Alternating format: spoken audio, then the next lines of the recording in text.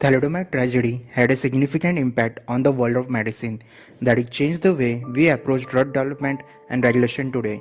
So what was the thalidomide tragedy and what was the impact on the world? For that, we need to travel back in 1960. In 1960, a new wonder drug was introduced into US market as a sedative that was said to have multiple therapeutic uses, and no time this molecule started to look as solution to all health problems by doctors. Generic name of this molecule was thalidomide, and this drug was claimed to be too safe that in Germany this drug was given to public without any prescription. This molecule was developed by company Grunenthal and was marketed as treatment to cure morning sickness in pregnant women. On basis of this claim, Grunenthal started distributing samples of this drug all over the world, starting from their own employee. In 1956, a baby girl was born in Germany without ears, and she was daughter of Grunenthal employees, and no immediate connection was made to thalidomide at that time.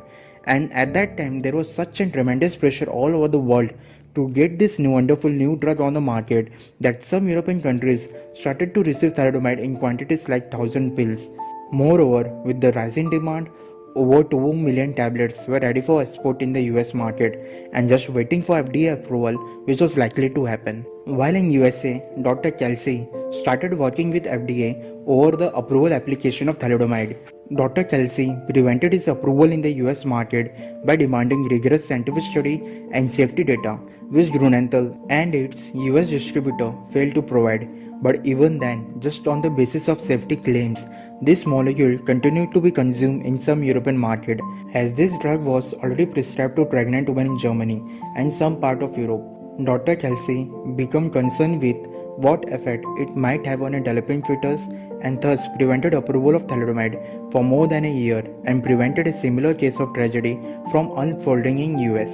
In 1961, some evidence became public in Germany linking thalidomide to birth defect. The news of a birth defect caused by thalidomide quickly spread, and this drug was banned in most countries by 1962.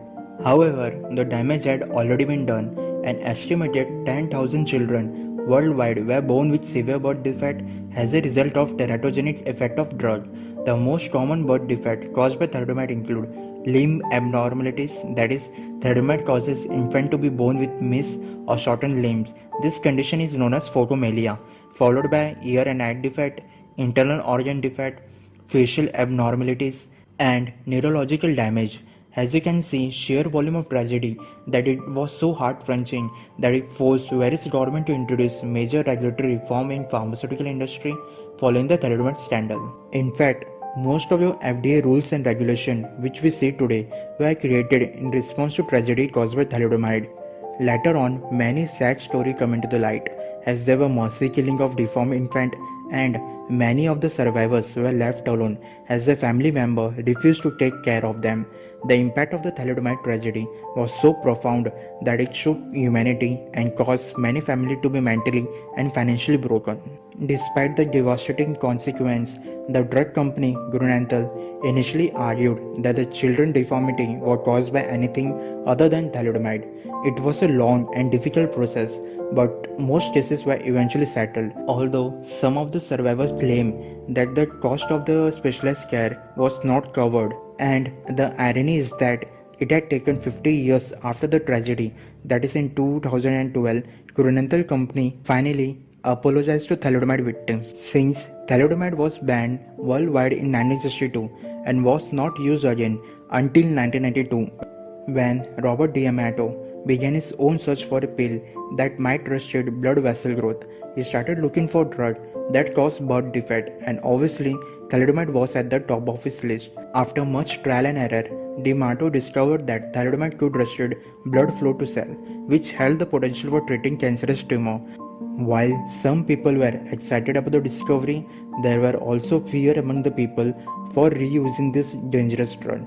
However, some victims agreed to use of thalidomide under strict restriction. Since then, thalidomide used in treatment of variety of diseases like tuberculosis, Crohn's disease, multiple sclerosis, and symptoms of HIV and AIDS.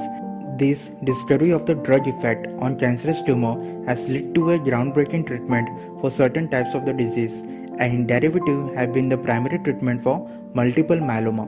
This story also highlights the accidental nature of drug discovery and the heavy costs that sometimes come with it. On concluding note, the tragedy caused by thalidomide serves as a cautionary tale in the world of pharmaceuticals, highlighting the importance of rigorous testing and safety measures before a new drug is introduced to the market. The legacy of thalidomide scandal continues to shape the regulation and standard of the pharmaceutical industry till date, ensuring that similar tragedy are prevented in the future. That's the video guys. Thanks for watching, and if you like this video, don't forget to like, share and subscribe this channel as it will give me motivation to upload video like this. Thanks for watching. Bye bye.